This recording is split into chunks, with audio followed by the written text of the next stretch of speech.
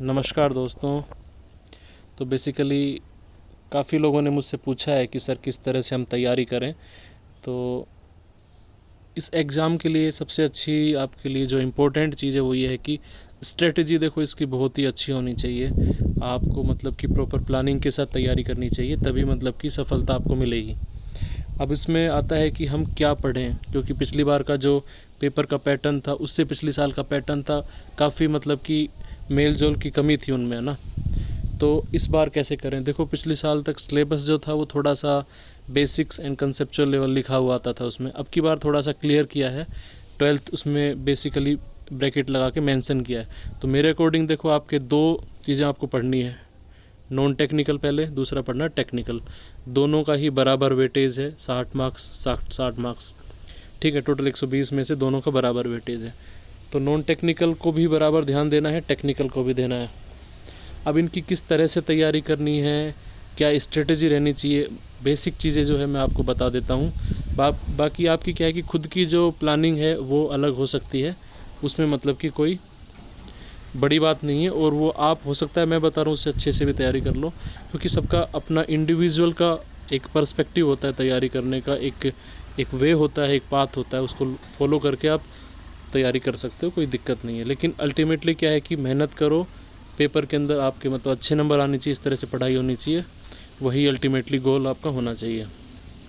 तो non technical की बात करूं तो नॉन टेक्निकल में देखो मेरे अकॉर्डिंग एसएससी सीजीएल टीयर 1, पिछली बार भी यही बताया था, एसएससी सीजीएल टीयर 1 जो है उसमें सभी चीज़ें आती हैं आपकी, रीजनिंग, एप्टीट्यूड, इंग्लिश, जीके सब। तो आपको उसकी जो पुराने पेपर्स वगैरह हैं या कोई टेस्ट सीरीज़ वगैरह है तो आप वहाँ से तैयारी कर सकते हो। एटीसी में 60 सवाल आते हैं, जिसमें से आपके 55 मतलब कि वहाँ से आने चाहिए, मतलब बहुत अच्छा स्कोर आप 55 तक ले आते हो तो मतलब बहुत ज़्यादा अच्छा आपने कर दिया वहाँ पे मतलब कि आपने पूरा बल्ले बल्ले कर दिए खुद के लिए। एटलीस्ट मतलब कि 52-53 नंबर तो आने ही चाहिए, नहीं क्योंकि उससे कम आएंगे तो आप बहुत लोगों से पीछे रह जाओगे। टेक्निकल की बात करूं मैं यदि, तो टेक्निकल में देखो आपके इस बार लिखा हुआ है कि 11-12 बेसिस, तो मुझे लगता है कि एग्जैक्टली मेंशन किया हुआ है। तो 11-12 का ही आपको पढ़ना है, एनसीईआरटी, ठीक है। सबसे पहले तो वो फिनिश कर दो आप मतलब 1 महीने के अंदर।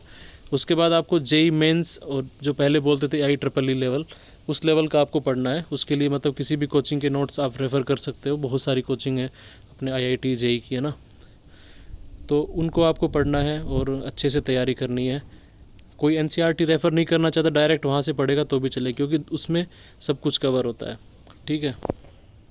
अब इसमें एक और महत्वपूर्ण चीज़ है, दैट इज़ वेरी इंपॉर्टेंट, कि सर किस टॉपिक को कितना वेटेज दें। देखो सही बताऊँ तो मतलब कि पिछले साल का जैसे पेपर देखा कि कुछ टॉपिक्स में से ही मतलब पूरा पेपर भर दिया था, तो उसी तरह से मतलब कि आपको क्या करना है कि आपको ये मत देखिए कि मतलब कि ये टॉपिक इम्पोर्टेंट है तो इसको ज़्यादा पढ़ लूँ। आपको सभी टॉपिक्स को बहुत ज़्यादा ध्यान देना है, सबको बराबर। मतलब ऐसा नहीं है कि आपने मतलब कि फ्रिक्शन को थोड़ा कम ध्यान दिया है, आपने रोटेशनल मोशन को ज़्यादा ध्यान दे दिया है, या फिर इलेक्ट्रिकल पार्ट को ज़्यादा ध्यान दे दिया आपने, मैकेनिक्स को छोड़ दिया है। तो ऐसा नहीं है, क्योंकि किसी से भी पेपर में ज़्यादा सवाल आ सकते हैं। क्योंकि जैसा हम ये मैं यहाँ कहाँ से बता रहा हूँ, पिछले साल के ट्रेंड के हिसाब से बता रहा हूँ ना, क्योंकि आपको सिलेक्शन चाहिए तो आपको मतलब कि कोई भी मतलब रास्ता नहीं छोड़ना है ना भाई।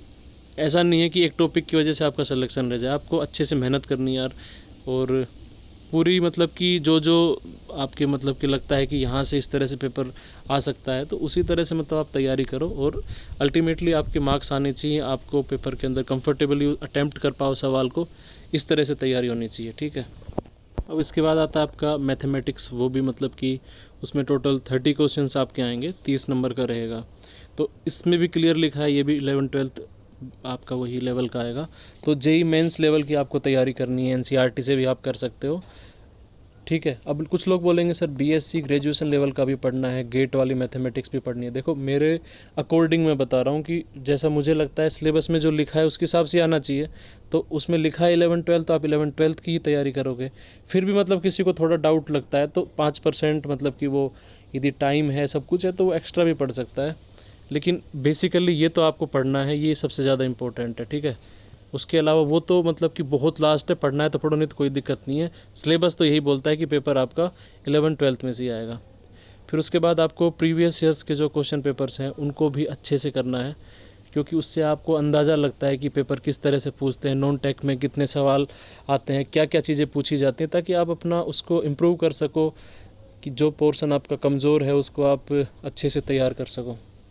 ठीक है। और मैथमेटिक्स है जैसे, उसके अंदर आपको मतलब ऐसा नहीं है कि वेक्टर में से पढ़ के चले गए हैं, आपको 3D में मतलब कि कम पढ़ा है। हो सकता है कि एक दो टॉपिक में से भी सवाल ज़्यादा आ जाएं, हो सकता है कि मतलब कि बराबर, क्योंकि एटीसी का ट्रेंड आपने देखा है पिछले साल के पेपर्स का। तो आपको मतलब कि हर टॉपिक को तैयार करना है, यही संदेश है मेरा। ठीक है, तो बहुत बहुत धन्यवाद, नमस्कार, तैयारी करते रहिए, बेस्ट ऑफ लक।